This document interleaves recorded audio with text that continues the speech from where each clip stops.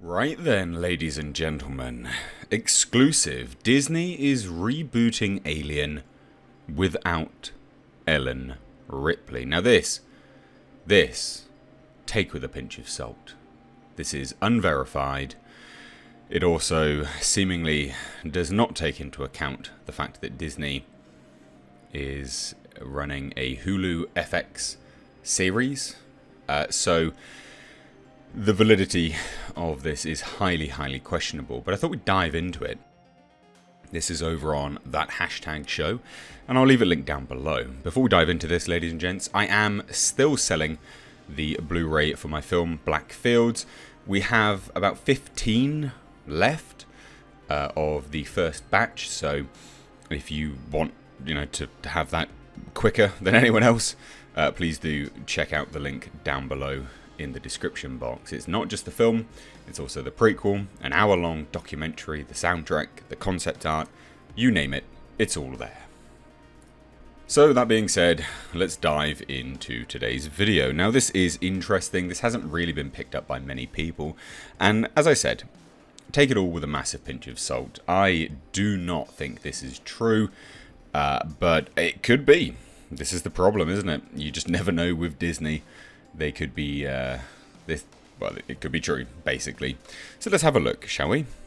So the article states, after Disney bought 20th Century Fox, there were rumblings as to what Disney would do with Fox's more mature franchises, such as Alien and Predator.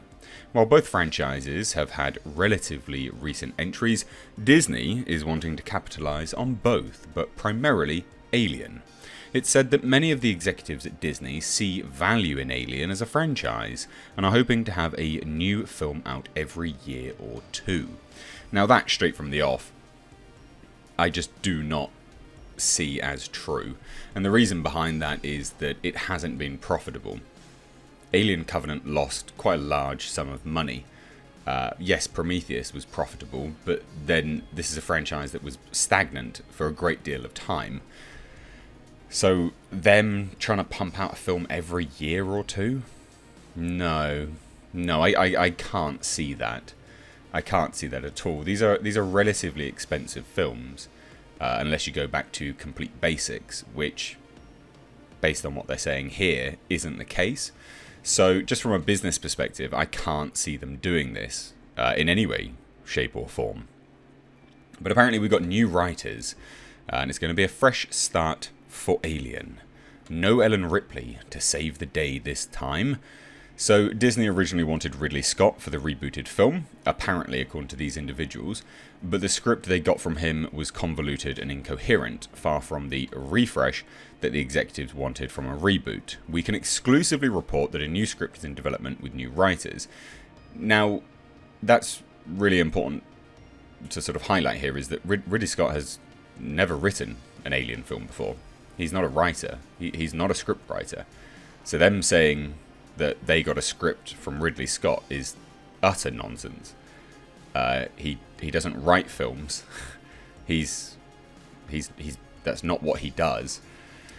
So that's interesting, nonetheless. Now the new script is going to be a completely fresh start for the Alien franchise and will not feature any previous stars. So basically what we had already. So no Sigourney Weaver, no Michael Fassbender. The individuals at the hashtag show have also learned that many details from this script, and obviously do keep in mind this is early draft and elements of the script can and likely will change, although they state that apparently many core elements will end up in the final script. So this will be very, very much, were they right or were they wrong? And I'm hedging my bets on them being very, very wrong. Or in the words of Elizabeth Shaw, we were wrong. We were so wrong. So, moving on. Apparently, even for the early draft, it's one that Disney is confident in. Unlike Ridley's script, they see this one as having long-term potential. So here we go. Here's what that hashtag show, I believe, personally, are making up. The plot beats and characters. The story will follow a group of transient colonists who had to flee a world they had lived on that was free from any control of any galactic governments or companies. In trying to find a new home, they stumble upon a new world that is habitable and is seemingly free of life. A whole world that's habitable but has utterly no life on it at all. I'm assuming you're not taking into account flora in that assumption of free of life. The female lead is an individual called Fiona, and notes she's described as a Mary Elizabeth Winstead type. She has been a survivor her whole life and is very much a realist amongst a group of idealists who are desperate for a world to call home. The people on board her craft have been searching for a home for far too long and are getting desperate, but Fiona is the ship's science officer and knows that procedures and protocols need to be followed. This puts her at odds with the rest of her group.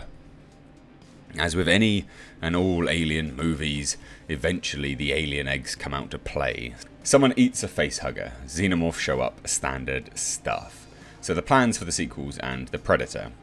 What's going to be different about this film is that Fiona, in an attempt to study the facehugger, manages to capture and incubate one of the facehuggers, and manages to create an alien in a tank. That's not how the life cycle goes. That's physically impossible.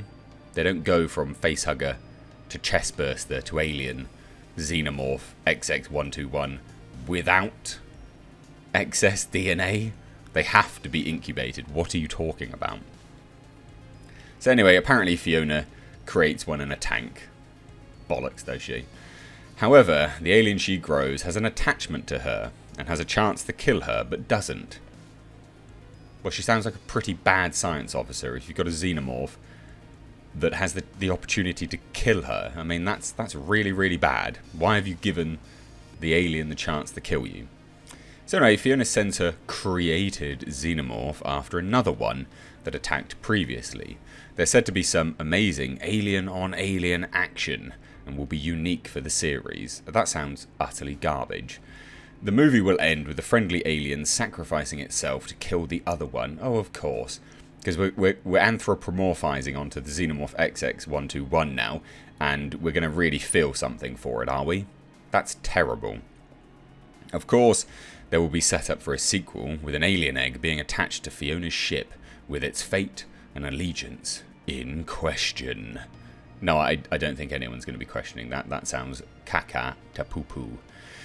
This is utter tripe. And also this opening part here. I mean, the story will follow a group of transient colonists who had to flee a world. I mean, how long have they been travelling for? How do they... transient colonists? What? So they'd apparently lived on somewhere that was free of any control. Okay, so why did they flee? Well, because suddenly a company came down. Well, what's wrong with the company? What's wrong with the government? What are you talking about? Like, this is just... it's garbage. Such nonsense. But anyway, they continue further. This is again a very early draft, but Disney is said to like the simplicity of the plot, but also the ways that the script is different. If the film does well, the film could launch multiple installments coming every 1 to 2 years, and while there's no work on a Predator script, it's been said that we'll get an Alien and Predator movie every year alternating. Well, I'm going to close this video by stating that hashtag show, you are utter fucking morons, because there is a Predator script. In fact, there's a Predator movie shooting in May in Calgary, Canada, with Dan Trachtenberg directing it. Are you really that moronic that you didn't do any basic research before you wrote this utter tripe of an article? Oh, there's no word on a Predator script. There's one literally shooting next month. So Nick Santos of that hashtag show, probably best to get some better exclusives, mate. This is utter bollocks. So please do let me know your courteous thoughts down below in the comment section. I'd love to hear it. If you're new here, please do hit subscribe for more honest, straight to the point, British takes. Cheers. Take care.